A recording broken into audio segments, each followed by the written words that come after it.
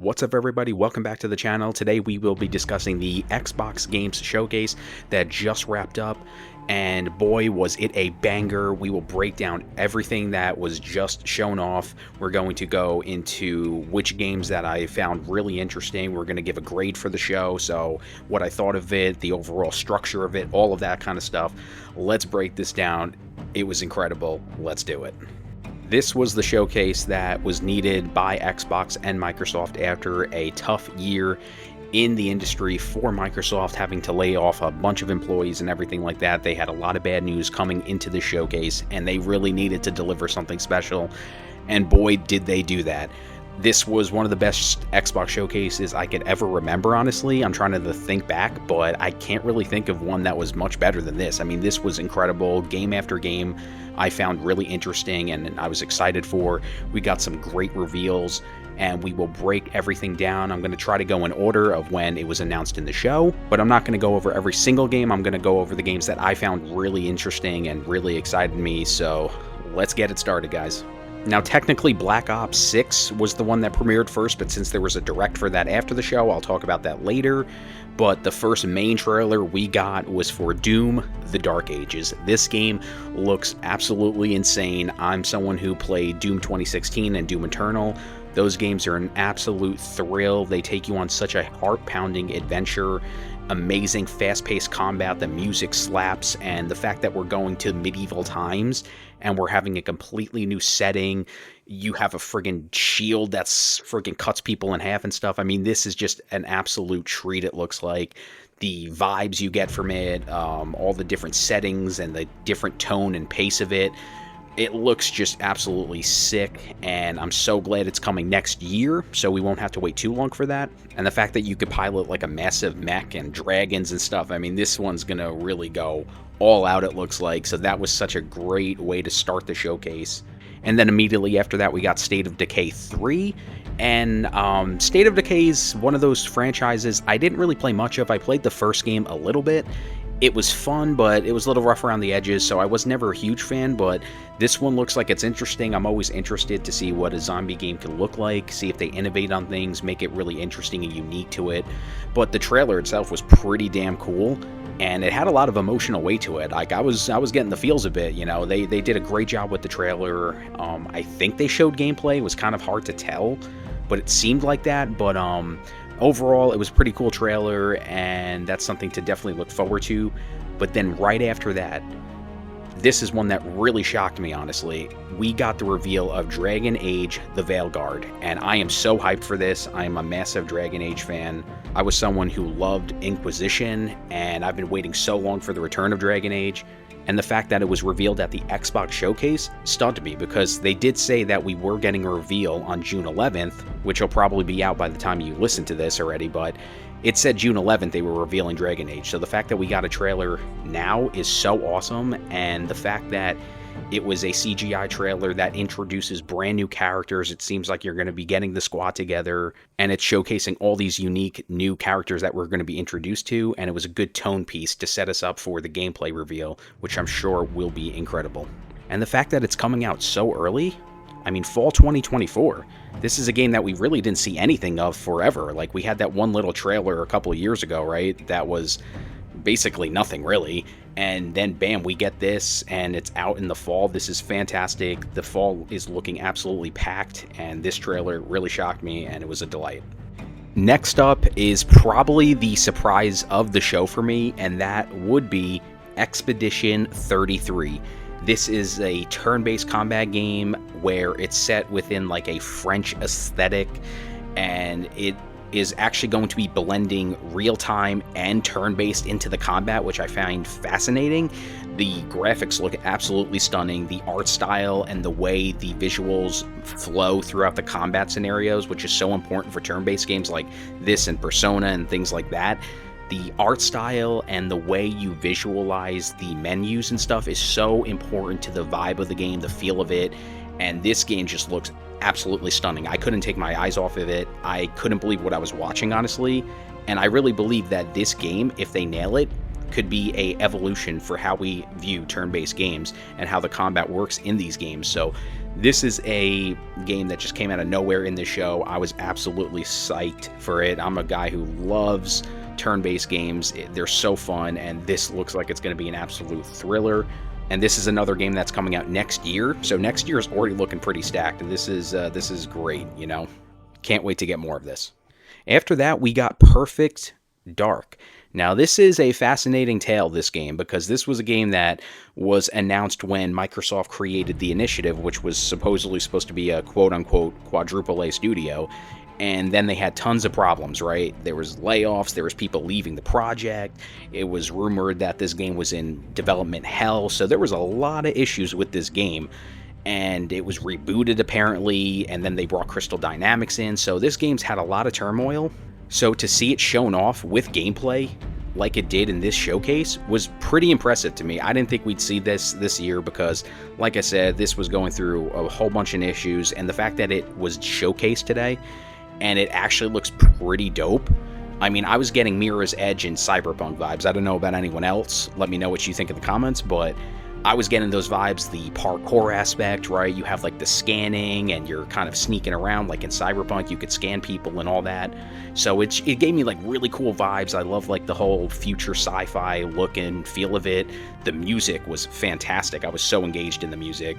So this looks like a game that really could be something really awesome. I never played Perfect Dark, the originals, so I have no context for this game, who Joanna Dark is and all that. I'm coming in as a complete newbie to the series, so I have no idea what to expect, but just going by what I saw with my own two eyes in the trailer, it looks pretty damn cool. So hopefully we'll learn more about that, but that was a great surprise to see. The Initiative seems like they're doing well on that project and that they found their focus and they found out what exactly they want to do with this game, which is great to see. Now for the star of the show, for me personally, a game that I've been anticipating since the failed attempt at Fable Legends back in 2014, and that is the brand new Fable by Playground Games. Holy shit, this game looks incredible. It says it's in-game.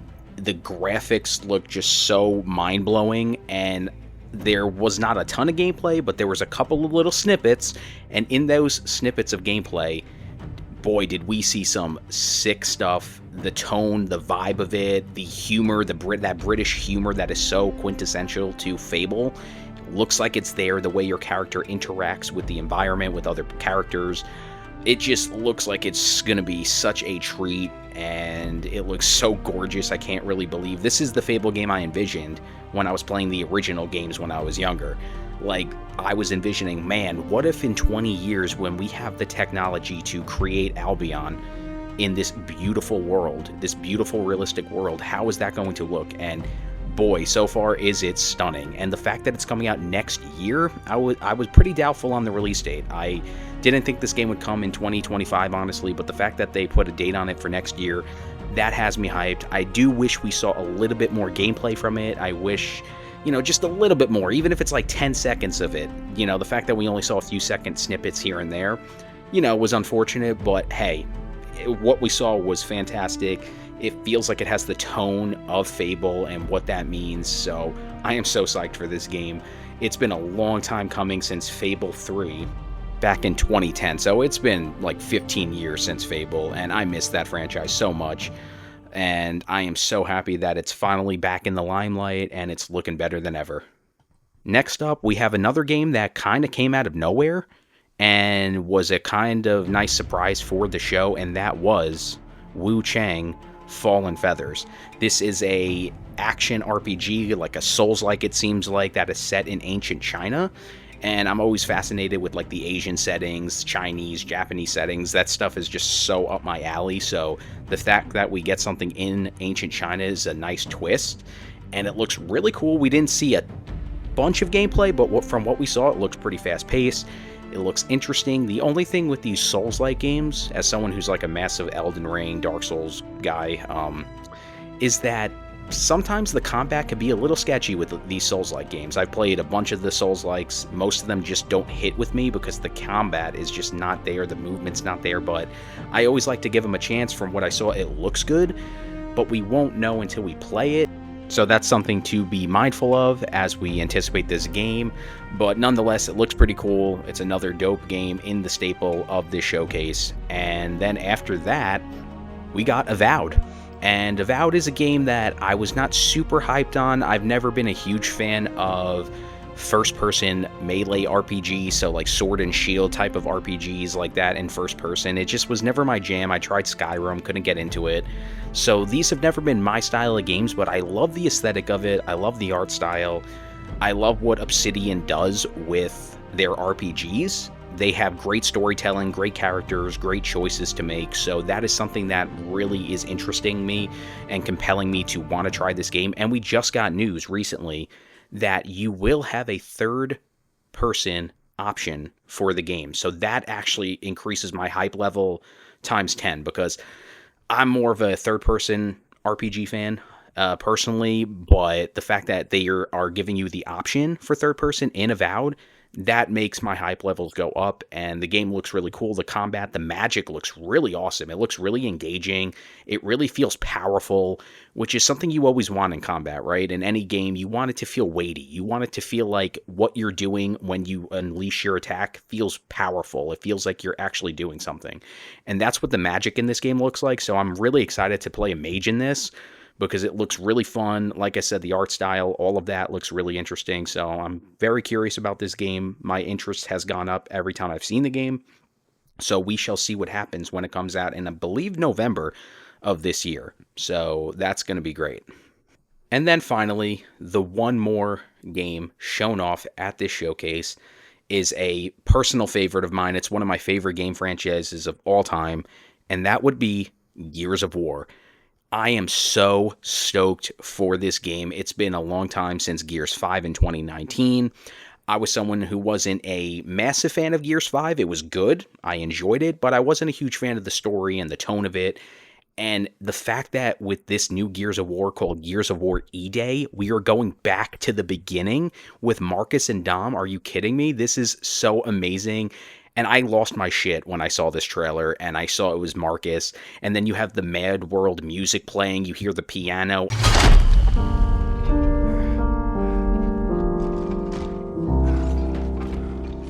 I got chills. If you're a Gears fan, there's no way you didn't get chills watching this trailer.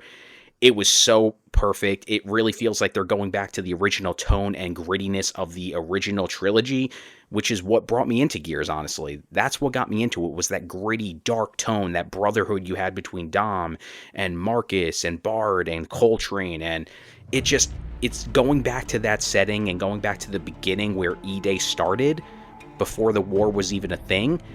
I have a feeling this is going to be a really dark, down-to-earth reimagining of Gears of War. And I am so stoked to be back with these characters that we've followed for over a decade.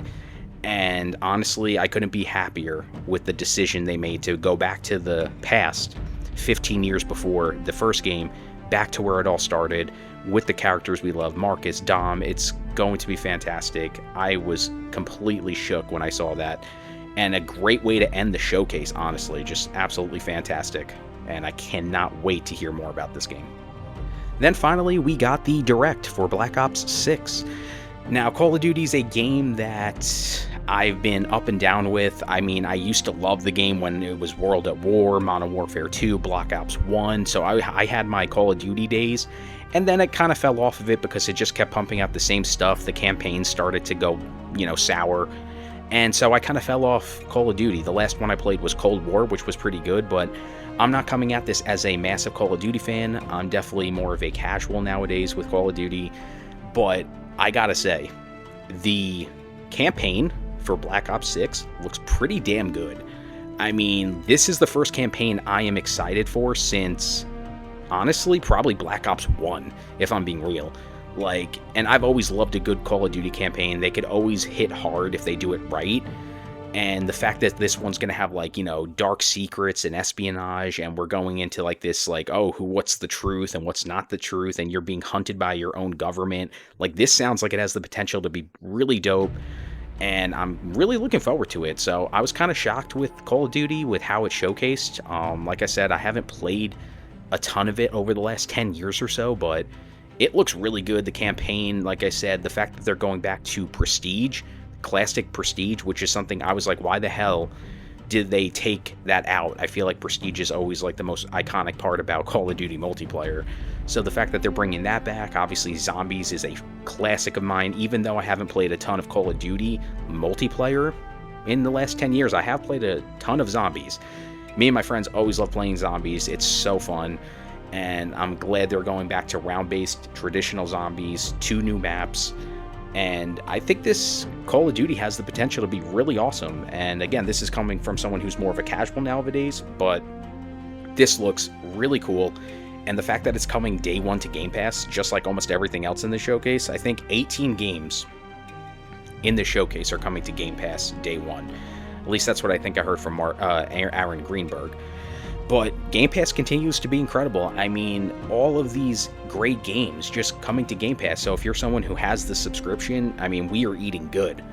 And it's so great to see because you could just try out games that you might not. So, like, in the past, I might not try out Black Ops 6, but the fact that I could just play it on Game Pass, why the hell wouldn't I try it out? So, overall, this showcase, guys, absolutely slapped. It was an easy 10 out of 10 for me. There was great games throughout the entire showcase. Every game almost was interesting and unique. We got smaller titles too that we could appreciate, like Age of Mythology, which is something I never played when I was younger, but that's a strategy game with history. I'm into history and strategy, so that's great. So we got little titles too, but we also got the big hitters, the big AAA first-party games from Microsoft, which we wanted forever, and now they are delivering. So it's an easy 10 out of 10, guys, for me. It was fantastic. I was enjoying the showcase the entire, basically 2 hours of it, and I am so excited for the future of Xbox. They really needed this one today. Another couple of games I just wanted to shout out real quick as well that I found interesting in this showcase, but didn't necessarily pique my interest in terms of hype, but are cool nonetheless, would be games like Stalker 2, which looks really cool. The combat looks really cool. I never played Stalker in my life. It looks like a very creepy type of game, which I've never been a huge fan of those types of games, like horror games and stuff, but it looks really good nonetheless. The graphics look great. The performances sound great. You know, the overall creepy vibe of it and the concept of it seems really interesting. So that looks like a huge get for Microsoft. Another game that I found really interesting was also Shattered Space, which is the expansion for Starfield. And I'm really excited for this. I love Starfield. I put almost 200 hours into it, and the most interesting part about Starfield, for me, at least one of them, was House Va'ruun. I was really curious about their culture, their religion, the Great Serpent, which is like, is it really true? Is it real? Like, do they just believe in this fantasy, or is there something to it? Is it a real creature? Is it a god? You know, I was so fascinated by House Va'ruun, so I am so glad they are going into that and leaning really heavy into that for the DLC. And on top of that, the planet that you're on looks really cool. The visuals are stunning. I'm really excited for this. This comes out later this year. They didn't give us a specific date. That's something I wish they gave us a little bit more of, but it's coming out this year at some point, and I can't wait for that. That's going to be really great. And one more thing would be Metal Gear Solid Delta Snake, or Metal Gear Solid 3, I believe. This is a game that, again, it's a remake of the original game. I've never been really huge into Metal Gear, not because it's bad or anything, but just because I never really played it. I played one of them. I think I played the second game. So it's one of those franchises that I just don't really have a knowledge of and interest in. But after seeing the gameplay for the remake, it looks pretty cool. Like, I like the stealth elements. I like how the combat feels and looks.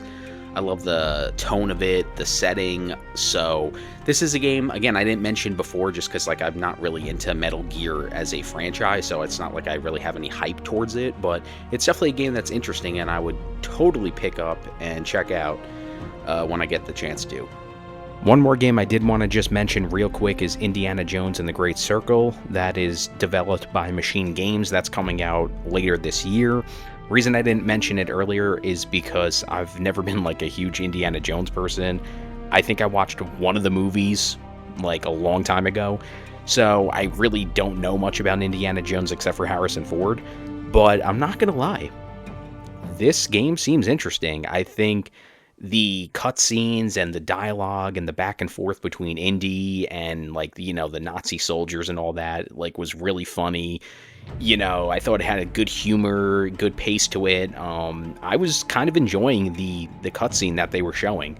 The combat, I'm a little lukewarm on. Don't know how I feel about it. It's not a game that I'm super thrilled about, but it is a game that has my interest. It's definitely piqued my interest a little. I was, like I said, enjoying the cutscene that we were watching, and Troy Baker as Harrison Ford. He does a damn good impression. Like, it literally sounds like Harrison Ford. Like, if you close your eyes, you might mistake it. It's that good. Troy Baker is fantastic, so having great performers like that in your game definitely helps. And it's a game I'm going to keep my eye on. I'm not going to say I'm definitely going to play it, but it's definitely a game that I'm going to keep my eye on and see what happens with it. And the more that is shown off, we'll see what goes on. But yeah, so that's basically all I have for you guys today. It was a great showcase. I hope everyone else loved it and got into it and really enjoyed all the games that were shown off.